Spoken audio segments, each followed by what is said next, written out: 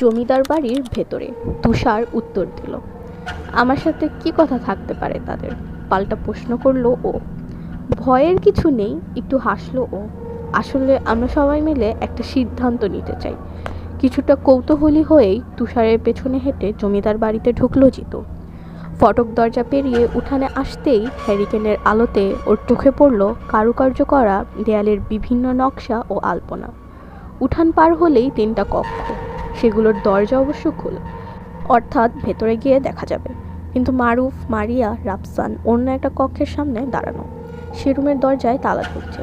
জুলফিকার আলী এই রুমের কথাই তখন বলেছিলেন। জিতু ওদের সামনে গিয়ে দাঁড়াতেই রাফসান বলল, আমরা 4জন মিলে সিদ্ধান্ত নিয়েছি এই রুমের তালা ভাঙব। ভেতরে ঢুকে দেখব কি এমন আছে এই রুমে যার জন্য এখানে যাওয়া নিষেধ।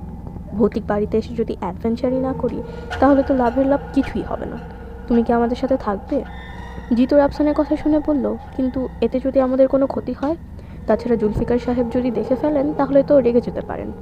তিনি ঘুমিয়ে পড়লে আমরা তালা ভাঙব। রাফসান উত্তর দিল। জিতু কিছু বলতে যাবে সেই সময় জুলফিকার আলী আসলো। তাকে দেখে সবাই চুপ হয়ে গেল। আপনারা, আচ্ছা সবাই আমার ছোট হবে, তুমি করেই বলি। আপনি সম্বোধন দূর সম্পর্কের মনে হয়। চলো তোমাদের জমিদার বাড়ি ঘুরিয়ে দেখাই, কারণ আমি সব রুম সম্পর্কেই ধারণা আছে। এখানে যে 3টি রুম দেখছো এগুলো মূলত খানসামা ও চাকর বাকররা থাকতো। জুলফিকার আলী বলল। ওরা সবাই একসাথে রুমে ঢুকলো। ভিতরে কারুকার্য করা খাট, টেবিল, পানদানি, টেবিলের উপর পিতলের জগ, পেয়ালা রয়েছে। এগুলো সব চাকররাই ব্যবহার করত। জুলফিকার আলী বলল, আসো পাশের রসোই ঘরটা দেখাই।